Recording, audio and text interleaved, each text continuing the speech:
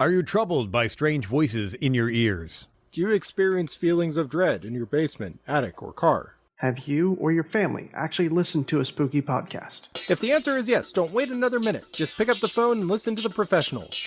Ghostbusters! Our courteous and efficient submitters are on call 24 hours a day to serve all your supernatural podcast listening needs as we count down to the latest release of the Ghostbuster series, Ghostbusters Afterlife 2021. We're ready to believe in you. Do you believe in ghosts? Not those cute cartoon ghosts that look like fluffy bed sheets, and not the dancing spirits you might see on a magic midsummer's night, but real ghosts. Big city ghosts. Foul, stinking, hostile troublemakers who don't have the decency to lie down when they're dead. Well, they're out there, and someone's got to stop them. It's a job for professionals. It's a job for the Ghostbusters. How are you? We're the Ghostbusters. Dr. Ray Stantz, would you please? The heart of the Ghostbusters. You're looking at a disaster of biblical proportion. Real wrath of God type stuff. Exactly. Fire and brimstone coming down from the sky, seas and rivers boiling. Human sacrifice, dogs and cats living together, mass hysteria. The brave, the best, the only Ghostbusters. Starring Bill Murray, Dan Aykroyd, Sigourney Weaver, Harold Ramis, and Rick Moranis. Ghostbusters, coming to save the world this summer. We're ready to believe you.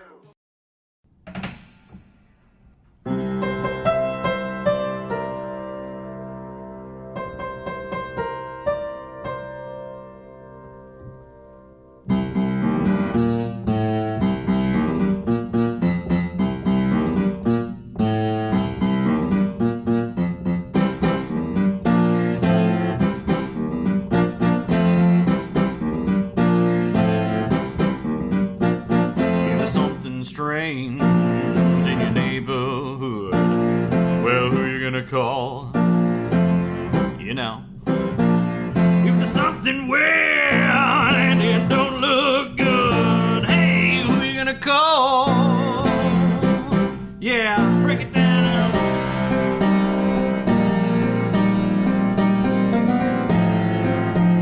I'm afraid of no ghosts.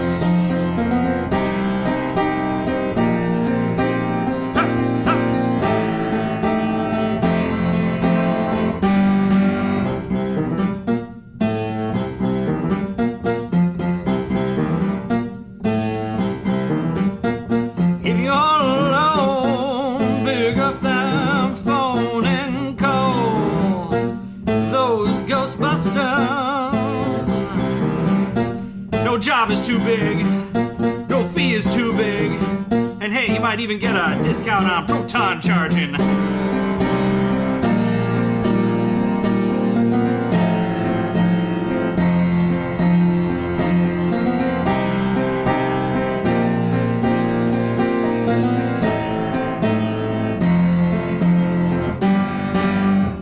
Podcasters, listen. Do you smell something? Assemble! Yo, this is Corey from The World Is My Burrito. Hi, I'm Tyler from Too Young for This Track. Hi, this is Justin Aki, graphic designer and one-half Significant Honor Co.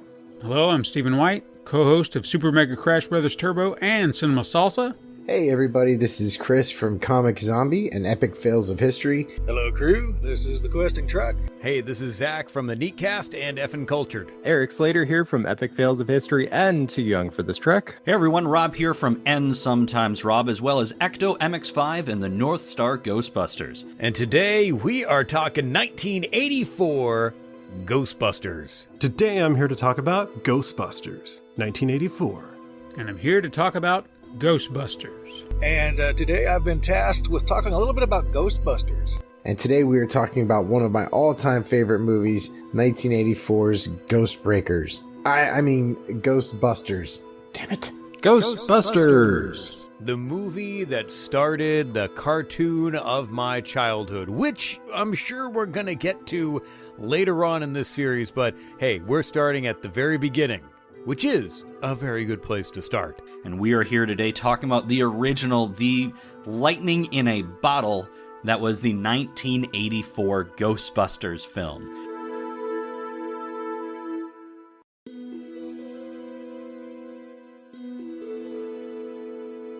Ghostbusters is one of those films that's always been there in my life, even though it was officially released when I was about 4 years old. So, this is actually my first time seeing Ghostbusters, and I've got some thoughts. So I actually think I saw Ghostbusters 2 before I saw this one. First time I saw Ghostbusters, I do not remember. I just know that it was back when VHS was still the king of home media. To me, Ghostbusters, growing up in the 80s, was a really big deal. I don't know if the younger generation knows how big of a deal it was. I was really excited when I heard that we were doing Ghostbusters for this season of Podcasters Assemble, because the original is seriously one of my 5 favorite movies of all time. I watched it like crazy growing up. I was born in 1984, so by the time I saw 2, it was most likely on like something like HBO on repeat. Honestly, we probably rented it from Blockbuster or maybe even the library. Or my parents had taped it off of HBO. Shh, don't tell the FBI. Probably burned through 2 or 3 VHS copies of it. But it's been a while since I've actually seen this movie in general. Ghostbusters 1 and 2 were those films that we never sat and watched more than once. We just kind of saw parts on TV every few years.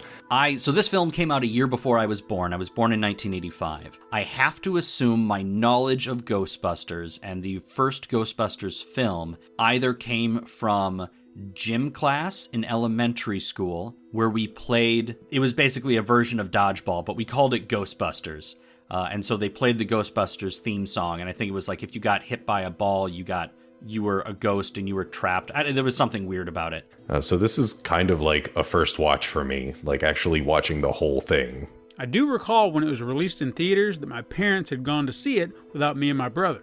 And when they returned, my mother made it sound like it was a movie we absolutely could not watch. Now, I couldn't understand what could be so bad, so my imagination created a few things. Yeah, so anytime you go into seeing a movie from the 80s, especially for the first time, you just have to accept the fact that there's going to be some stuff in it that is objectively awful by today's standards. In hindsight, I obviously know what scene got her all riled up. And to be fair, it's one of the oddest scenes in the flick. It feels like something that should have been left on the cutting room floor. I thought, in my head, the pacing was pretty crap, but it was actually better than I remember. Still a little slow in the beginning. It's of course become a cultural icon, but if you really think about it, it's a movie that shouldn't work, but totally does. And yes, that might be the nostalgia talking. When I finally did get to see it, it was on ABC's Sunday Night Movie, so edited for television and cropped all to hell. For the longest time, it was the only version of the film I knew, and I watched it often.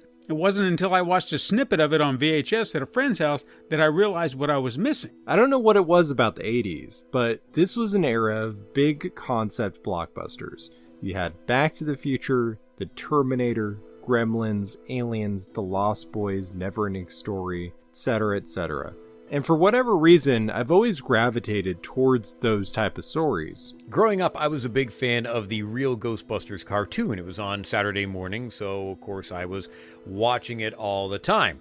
Eventually, my parents saw that I was watching it, and when I was old enough, they introduced me to the movies, and the Ghostbusters was one of the collections of toys that I had the most of. And then, of course, I had a familiarity with the cartoon. I think my grandmother had an episode that was recorded off of the television or something. And it's so great because the episode that I remember seeing more than any other as a kid is one called, I think, just Doomsday. And it's all about, and I know there's another episode on the animated series, but it was really dark. I guess I'll just say that. And then at some point I must have seen the films. For all I know, I saw Ghostbusters 2 first. I absolutely have no idea when I saw it, but the toys were pretty ubiquitous. Ninja Turtles was bigger, because that was definitely, on television as well. Teenage Mutant Ninja Turtles, I had everything.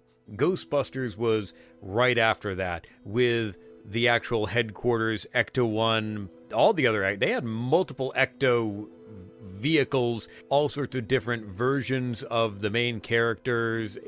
I had so many. I still have them. They're actually up in my parents' old house, and I need to grab that and figure out what is still worth it and what I should donate or sell. I don't know, but I have tons of old toys and material from my childhood that I just don't know what to do with. But I remember watching the Ghostbusters cartoon as a kid and being jealous of all my friends that had the Proton Pack toy.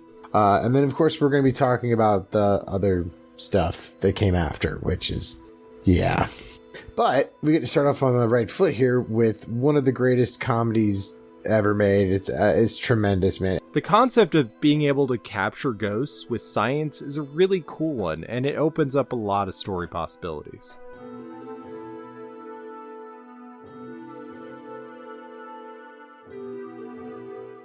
Ghostbusters 1. I guess we should just run down the show a little bit.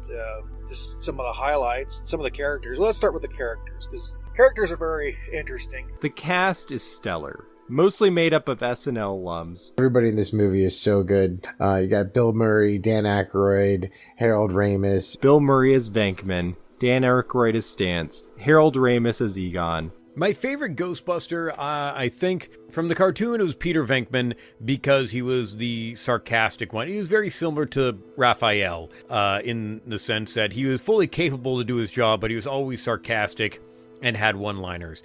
And it was the same in the movie with Bill Murray. You just have to accept the fact that there's going to be some stuff in it that is objectively awful by today's standards, such as Bill Murray's character in this movie. He sucks. He's real bad. You know, Venkman, Bill Murray's Peter Venkman, as great as everyone is, he steals the movie entirely. He's real bad. Peter Venkman, he's also kind of in this collection of the three original people. He's technically a scientist, except he's not smart the way the other two are. He's his own guy, and he's aware that he isn't quite on their level. But he's kind of like your stereotypical con man, a little bit of a ladies' man. Very sarcastic, comedic, and well placed throughout the movie. And I went in this movie like really, really hoping to like Bill Murray because people love Bill Murray. He's got so many tremendous one-liners. You know, for instance, when they're in the library investigating the ghost in the library and Egon is taking samples of all the goo everywhere, and Venkman says, somebody blows their nose and you want to keep it? And he has this force of personality about him that kind of makes him the leader, more or less. You know, he's the one that usually takes point, you know, when talking to, you know, people and so forth. He is the quote-unquote leader of the group, but he's very business savvy. He's not so much, you know, scientist type person, or even really so much like a physical guy. Or when Slimer gets him and he slimed me. He's Bill Murray. If you know who Bill Murray is, you know him. And I've never really seen that many Bill Murray things. So my contacts for Bill Murray is Space Jam and Zombieland, 2 films where he just plays himself, sort of. Although Bill Murray in What About Bob is pretty incredible, and as well as Groundhog Day. I mean, you could go on and on. Every scene he's got something. To this day, I can't walk by a piano without putting my fingers on the far keys on the end and ding, ding, ding, ding, ding, ding, and saying, they hate this. I have to. It's this weird like OCD tick that I can't not do it. And some people think it's funny. Other people just want me out of their house. And some people ask, how'd you get in here to begin with? But that's a different thing altogether. So yeah, I went into this movie hoping to love Bill Murray and like understand why people like love Bill Murray. I live in an area called Murray Hill, and like there's just Bill Murray stuff everywhere. There's a Bill Murray mural, and it's like that scene from Spider-Man where he's like, everywhere I go I see his face, but like I just don't care. So everyone thinks they're Peter Venkman, a suave, smart talker, but honestly, I ended up being Ray, the technician who just wants to capture ghosts. My favorite Ghostbuster is probably Ray. Now, Ray is the linchpin of this group. The one that kind of goes under the radar, even though he's really good, and I really like some of his scenes. But Ray Stantz, who's kind of the other genius-type characters, although it's really hard to stereotype him. He's very normal for a scientist, I guess. Who is my favorite Ghostbuster? Ray Stantz, the heart of the Ghostbusters. Somewhere between knowledgeable nerd and lovable goof, with a dash of paranormal pervert since he dreams of getting blown by a phantom. I know I was skirting the line earlier, but it seems like the time to bring it up. I just find that he just seems like to be the opposite of Venkman. He's just like pure enthusiasm for ghost busting, like the paranormal and all of that, and like he just seems to be like an earnest person, and everything he does in the movie comes from that perspective. He's fun. He of the group, he's probably the most in tune with the supernatural. He understands, the concepts of the ghosts and kind of the backgrounds and so forth. So I guess that's more or less his role. But he has some really great lines, and he's a very straight guy too, as far as people bouncing off of him. But certainly Ray, when it comes to and this is not really bona fides, and I know geeks do this all the time, but the toys that I collect are all Ray stands. I don't have toys of all 4 Ghostbusters, or all 8, I suppose if you include Answer the Call. I have Ray stuff. I've been told that I look like Dan Aykroyd in the past, and when I first put together my Ghostbusters costume, or uniform, if you will, I got 2 name patches for it. One was Stan's, and then one was my own last name. And that's because when I would go to the convention, I would be Ray Stans. I'd wear a wig, I'd wear the ecto goggles, and the Stans name patch on my chest, and a fake cigarette hanging out of my mouth. And it might actually be my thing on Twitter right now, is my Ray Stans Ghostbuster picture, which isn't perfect. I'm looking up and to the side instead of sort of more straightforward, but it was for a costume contest for work, which I won. I gotta say, seeing Ray, my hair kind of grows out just like his, so I can absolutely relate to that unkempt style. I guess they didn't have got to be glued back then. Harold Ramis playing Egon as seriously as he did also adds to the humor of that character. My favorite he isn't so much anymore. I still like the actor and all that, but and I like the character. But growing up, I loved Egon Spengler. He was one of the Ghostbusters. Is one of probably the brainiest guy, the most stereotypical nerd type. Fun fact: he never smiles once in that film. Not once. His collection of spores, molds, and fungus, and got the glasses. This big, huge brainiac. I'm not as math smart or girl oblivious as Egon. I think I always liked Ray the best. I mean, it's possible that maybe I thought Egon was cool because he was the techie, geeky guy and had glasses, and that was me as a kid. Now, growing up, he really appealed to me so much. Not anymore. That I have other ones that have that have kind of been favorites. Egon's pretty cool too. He's got a cool name, which is nice, and then he's just like a real chill guy. It does strike me odd too that there was this undercut romance between Janine and Egon, especially considering how emotionless he felt.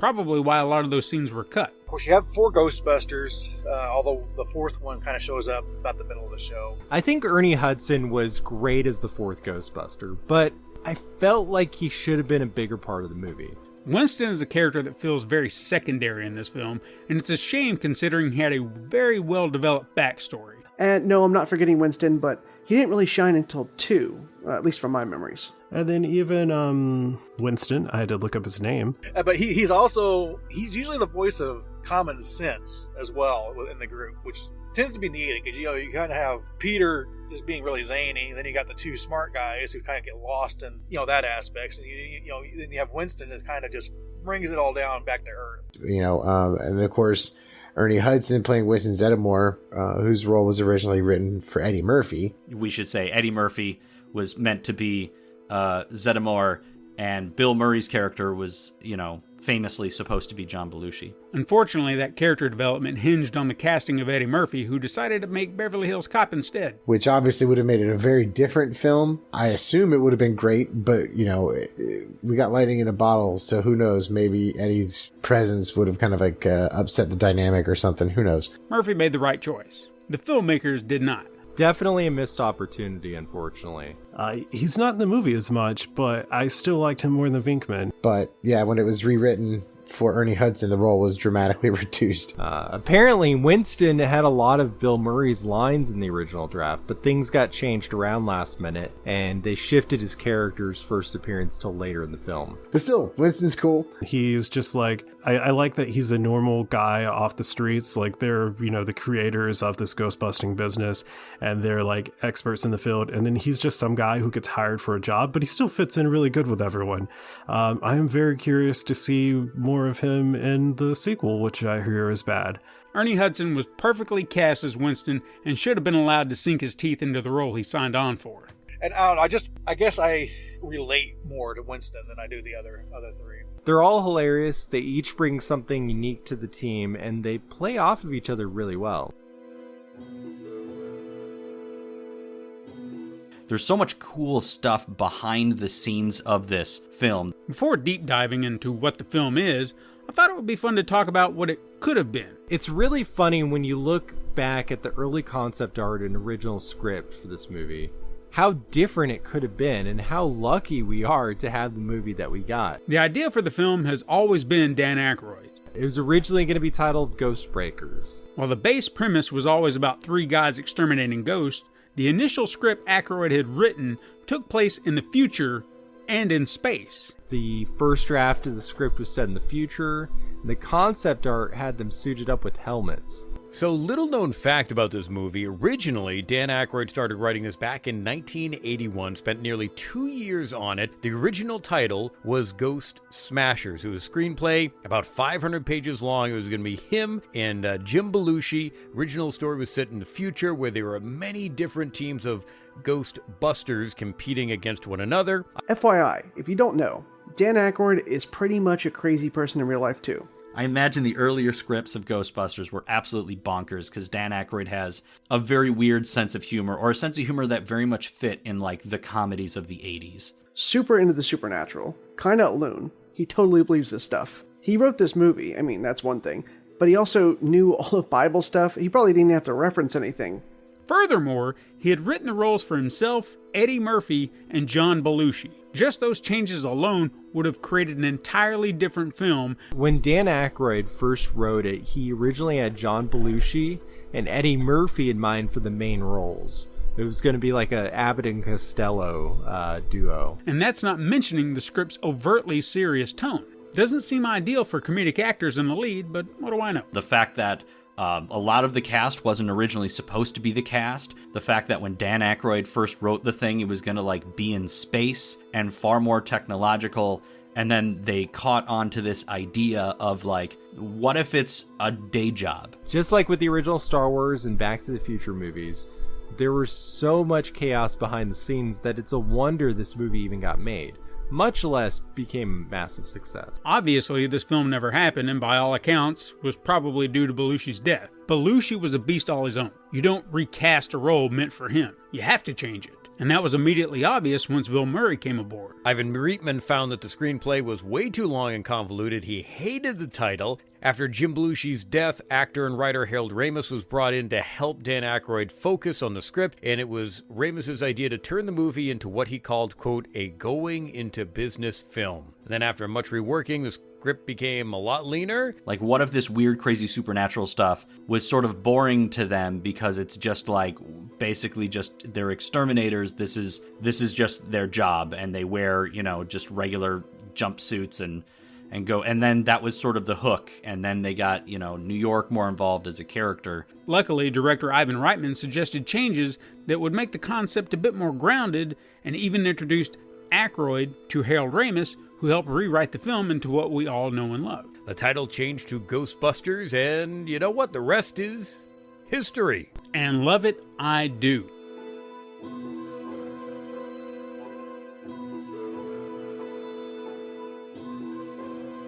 What makes Ghostbusters so cool and interesting is there's something very American about it. It's basically you have this age-old problem of ghosts. You can't touch them, you can't hurt them.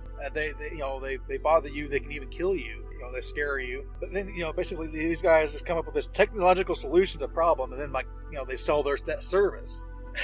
Now, obviously, we don't know whether or not ghosts are even real. When you really get down to it, there's no hard, tangible proof either way. But just like with a lot of seemingly supernatural occurrences, you can't exactly disprove a negative.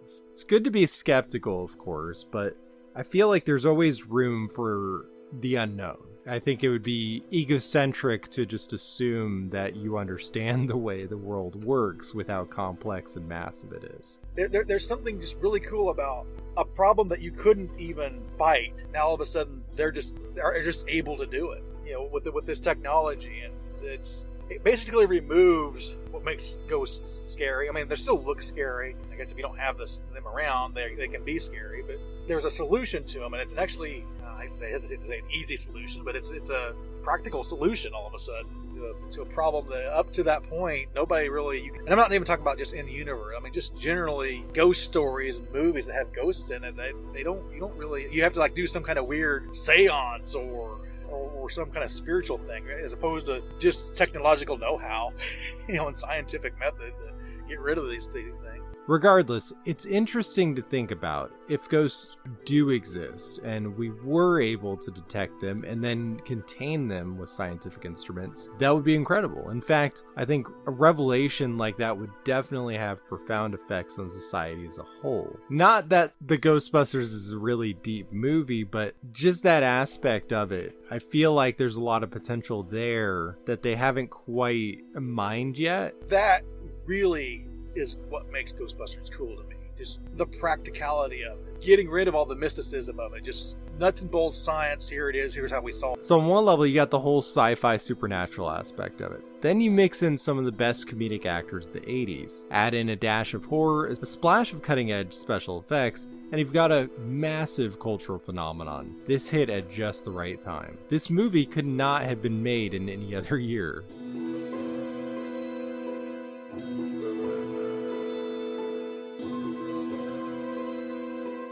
The movie opens at the New York Public Library. Oh, close up on a lion's face. I bet that won't come back to bite us later. I'm going to leave a lot of the story to the other podcasters, but I have some fun notes about what I observed in the movie. First off, that library didn't have any homeless people. That's a complete lie. We've got a librarian walking around, placing books, and then all of a sudden, paranormal stuff starts happening. Books are floating. Those cards that we don't know what they're used for because this is the 2020s card library catalog. Yeah, they start flying everywhere. Not the Dewey Decimal System. No! So we have a really, really strong opening scene here at the library with the ghost kind of like haunting the stacks in the back. And then the librarian starts running down the hallways that go every which way in the library. I've never been to the New York Public Library, but my God, the hallways of this library is trying to navigate Boston. Makes absolutely no sense. Just right off the bat, it's a little scary. It's funny. You're right in, you kind of know what you're in for from the very first scene. Finally, she rounds a corner. We don't know what she sees, but it's bright and she screams and then we're hit with it. That circle wipe is fantastic. Oh, that theme song, almost as good as Mortal Kombat. Ooh, Ghostbusters. Busted makes me feel good. And you can't talk about this movie without mentioning the iconic single that was a huge hit and probably one of the biggest one-hit wonders ever. And that's not meant to be a slight to Ray Parker Jr. The theme song is a banger, spending 3 weeks at number 1 on the charts. So despite never having seen Ghostbusters, I've heard the theme song hundreds of times, at least. So the Ghostbusters song by Ray Parker Jr. actually got an Oscar nod. He crafted one hell of a song. One that surpassed the supposed 60 drafts that came across the desks of the bosses at Columbia. That theme song, almost as good as Mortal Kombat. Ooh, Ghostbusters! It really is a super catchy tune, and it's probably the most 80s thing ever. And, I thought I knew it pretty well. It's like, if there's something strange in your neighborhood, who you gonna call? Ghostbusters. And then it just goes on and on like that. The song was number 1 on the Billboard charts for 3 weeks straight and remained on the top 100 for 21 weeks. That's unheard of today. And with every hit comes someone looking to collect. But into watching this movie, I had never heard the full song, I guess, because there's one part of it that just really hit me and it really tickled me. So yeah, it goes. If you've had a dose of a freaky ghost, baby, you better call Ghostbusters. Ow!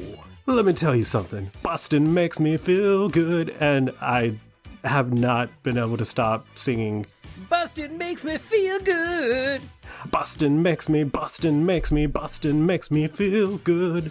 And yeah, bustin' makes you feel good. It's it makes me think about the scene in the movie when Ray gets a blowjob by a ghost, which good for him, I guess. The song was so popular that fellow artist Huey Lewis sued Ray Parker Jr. over the track, citing it was similar to Lewis's own I want a new drug. I personally don't hear it and think he was kind of sore for turning down the gig to, write the song in the first place. But the lawsuit was settled out of court for an undisclosed amount. And the cause of not one, but two separate lawsuits. One for copyright infringement, and another for breach of confidentiality about that first lawsuit. We're gonna call Ghostbusters. Bustin' makes me feel good. Yeah, it's stuck in my head.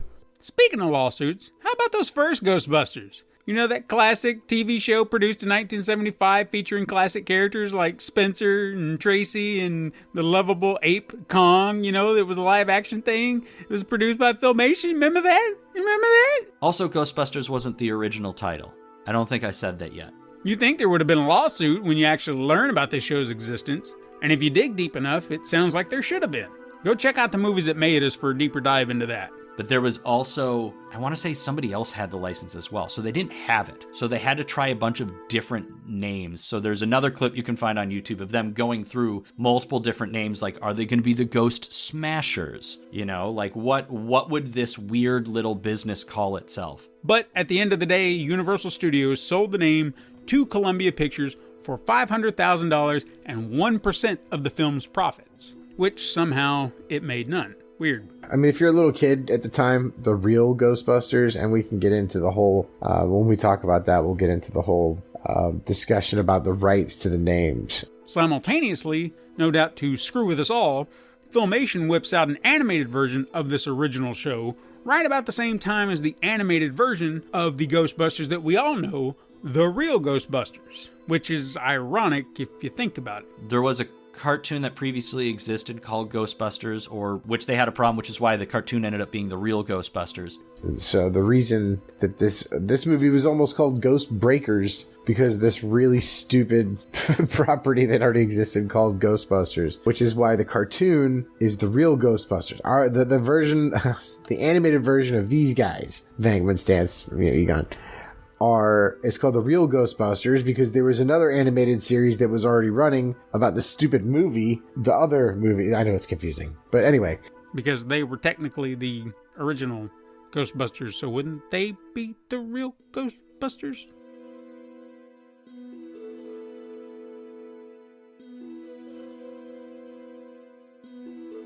And then we meet Dr. Peter Venkman, played by the lovable and hateable, depending on who you are, Bill Murray. And then, of course, we meet Dr. Venkman in one of my favorite scenes where he is performing like a ESP test on this guy and this attractive girl. He is testing the psychological powers of a male and female co-ed here at the college. Love the fake Milgram experiment going on, even if Peter only wanted to screw the student. Red flag, anyone? So yeah, I went into this movie hoping to love Bill Murray, and yeah, this movie, he's really awful. Does Venkman have a painting of Vlad the Impaler on his wall? Red flag, anyone? He's holding up a card where you can only, the person taking the quiz can only see the back of the card, and it's got some kind of shape, like triangle, or a couple of wavy lines, or a square.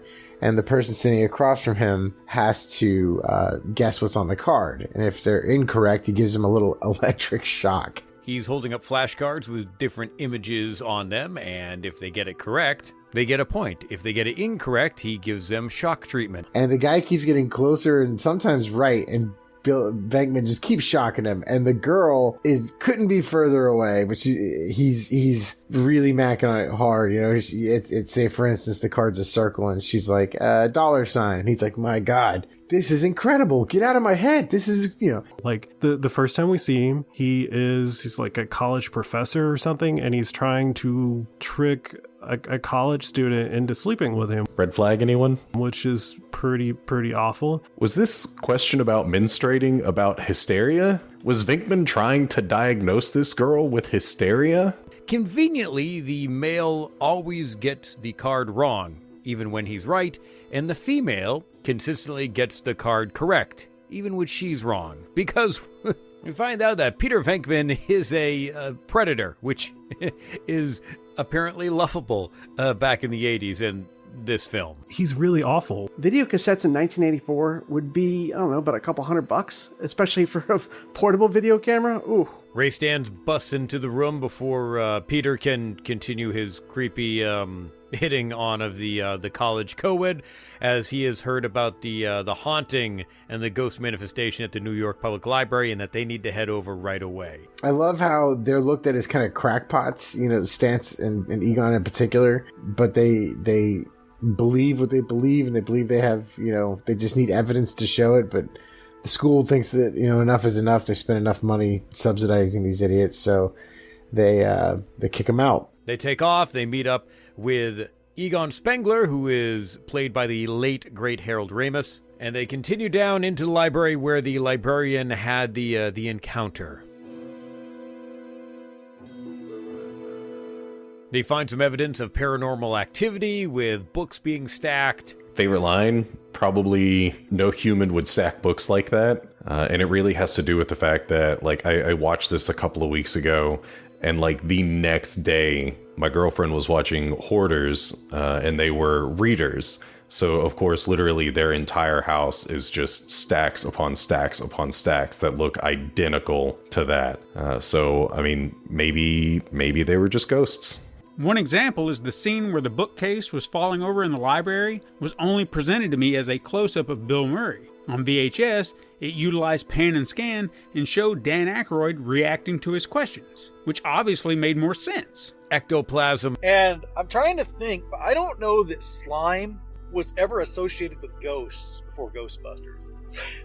Maybe it has, but I'm trying to think back of other ghost stories. And then they finally see the manifestation, which doesn't care about them whatsoever. They try to interact, and it just shushes them, as a librarian would. Ray gets the brilliant idea to try to sneak up on her and get her, and the librarian apparition just turns into a very ugly zombie mummy and scares them all out of the library. Despite that, as a kid, I was there for the spectacle. I was really surprised with the horror elements of this movie. As I got older, I began to truly appreciate the blend of comedy and horror. I think one of the most brilliant things about Ghostbusters is that it's a perfect blend of horror and comedy. My favorite ghost, apparition, specter, or spirit. This is a really good one. As a kid, I probably would have said maybe the cab driver ghost, because that thing is legitimately scary.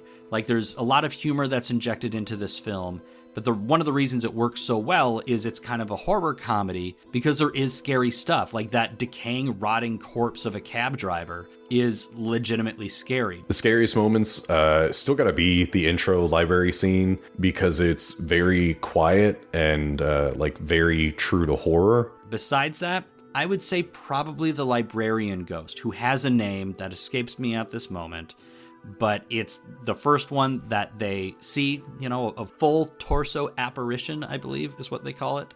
That library ghost turns into Large Marge, and it's fantastic. Sure, the horror aspects aren't quite as, scary as they were back then. And even back then, they weren't really that scary. The first ghost you see in the library, she was pretty spooky. I could imagine, me watching this as a kid and just being terrified. Them not knowing how to approach it, not knowing what to do about it, how to make contact, and that it goes from, this floating woman to this, wonderful practical ghost creature using the greatest special effects 1984 had to offer. Horror comedies, when done right, I think are some of the best movies out there. You got An American Werewolf in London and Shaun of the Dead. It's tricky to pull off. You gotta play the horror element straight, but then have the comedic moments stem directly from the characters themselves reacting to the absurd situations.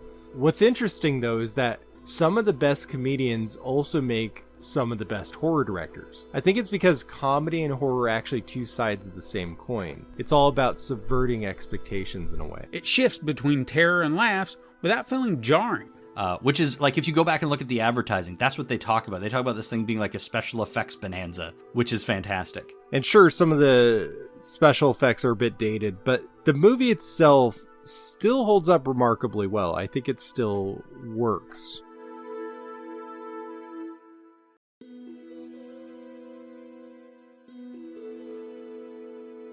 Sigourney Weaver adds a level of balance to the film to help keep it grounded. I just want to take this moment to remind you that Sigourney Weaver is damn timeless. She isn't a caricature and feels the most realistic. And of course, we have the queen of sci-fi, the lovely and talented Sigourney Weaver. Yeah, Rick Moranis is tremendous as Louis Tully. Sigourney Weaver is tremendous as Dana.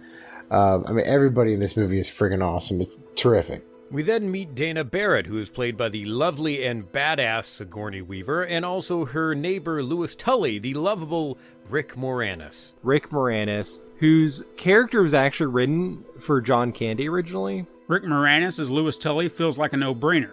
Pairing Rick Moranis with Sigourney Weaver is just perfect, because she just oozes confidence, and, I mean, he does a great job of the complete opposite of that.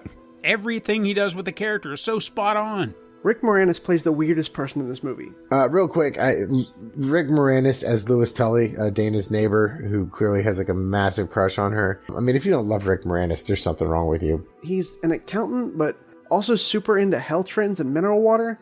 It's like they were trying to cram in all the 1980s, like, stuff going on. Hard to imagine they ever wanted John Candy for this role. But funnily enough, that role was originally written for John Candy, but he really wanted to do some weird stuff with the character, and they decided to go with another SCTV great. And they got Honey I Shrunk the Kids, Rick Moranis, so good job there. Who actually suggested they get Rick Moranis. Dana made, based on a national average of 1984 orchestra workers, about $721 a week, which is $1,800 a week today, approximately $98,000 a year. So that's why she's in a fancy apartment on the Upper West Side.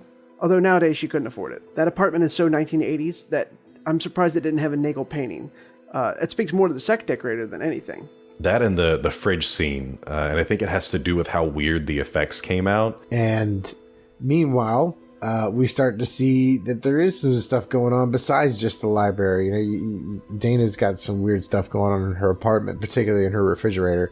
Dana ends up having a paranormal encounter in her apartment with her eggs exploding all over the counter and a dog-like creature she finds in her fridge saying the name Zool. The kitchen scene is great. The eggs cooking on the counter, the doorway to another world in the fridge. But it annoys me when they go back later and the eggs are still in the counter. Oh, that kitchen must smell. Even now, there's something like disorienting and wrong, when she opens up the fridge. And this came out quite a few years before Hellraiser did a similar scene with Leviathan. They just does such a great job of just showing these really interesting three-dimensional characters and then introducing this really weird supernatural element to kind of tilt everything on its head right away. And it's God, I love this movie so much. They return back to Columbia University to find out that the dean is firing them because they don't believe in the credibility of their research into the paranormal. Since they now have no job at the university, they figured, all right, let's just launch a new business called Ghostbusters. Ooh, the commercial. One of my favorite moments in this one is the really cheap 80s infomercial they do. There's just something super charming about it. It almost feels like a superhero origin story, except they're all broke, and to them, it's literally just a job. They've got this amazing technology, and they're just trying to make a quick buck. And they're able to pay for it with Ray taking a third mortgage out in his house. Oh, poor Ray. Aykroyd has 3 mortgages at 19% interest and is going to end up paying $95 the first year. That's $250,133.45 today. For comparison, the standard 30-year interest rate back in 1984 was 13.88%. Oh god, even today that's insane. And doing the math backwards, it looks like he took out a loan of almost $500,000, and he'll pay more than $2.3 million in interest over the life of the loan. I hope they were able to wrap that in some of the other mortgages, because those numbers aren't adjusted for inflation either. That was 1984 numbers. It ends up backfiring, of course, and they have to clean up their own mess. I've always loved that approach. Instead of being a team of selfless superheroes, they're just a group of dudes trying to make a living and pay the bills. They're like plumbers or pest control contractors, except they're out there busting ghosts. Recalling the amazingly well put together Ghostbusters TV ad, which may or may not have been parodied for this season of Podcasters Assemble, She seeks out the Ghostbusters to try and have them figure out what is going on in her apartment. Then he goes off and he starts a job, like he creates a business, and the first thing he does, like the first job they get, he is hitting on their customer, like their first client. He's just like, yep, I'm gonna bang them. As good as the movie is,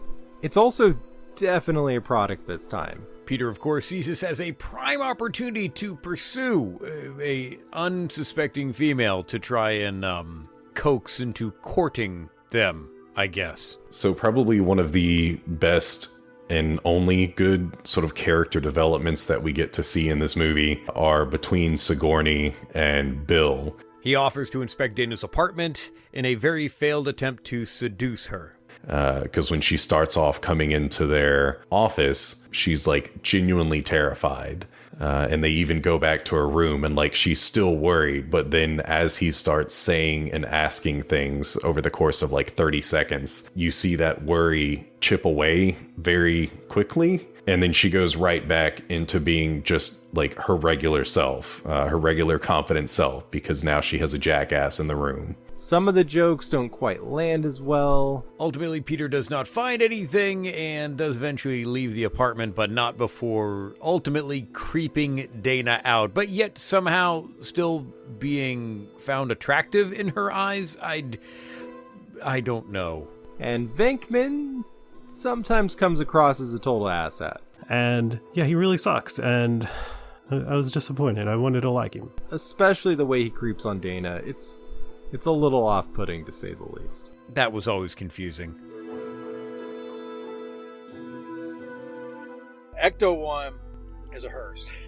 I would totally own the Ghostbuster Beal, because wagons are God's gift to mankind. Those things are just amazing. Okay, that piece of crap car isn't worth the $4,800 they paid. That's $12,600 today. Have you ever ridden in a hearse? They are the most comfortable thing on the planet. As a kid, I didn't think anything of it. I just thought of it as it's a station wagon they've put all this equipment on. That's all I thought. I didn't know. I didn't really register what a hearse is. But they got this hearse to be their emergency vehicle, which tickles me now because a hearse is, you use hearses to ferry coffins to the graveyard. So you're sending this emergency hearse, sirens blaze and, all this ghost capturing equipment after the people that's escaped the grave to put them right back in it. That's great. I love that. And when you own your own business, of course, you need a vehicle to get around in. So Ray goes and purchases a 1959 Cadillac Miller Meteor Futura duplex limo-style end-loader combination car. The ambulance version, of course, which we all know and love as Ecto-1. I love it. The Ecto-1's just a really cool vehicle anyway. At least I think so. It's and there's probably a good portion of nostalgia is why I think that. Right now, though, someone in Florida is selling a recreation for $225,000. It's not even the movie vehicle, just a fully built-out replica. 1959 Cadillac Miller Meteor Futura Duplex.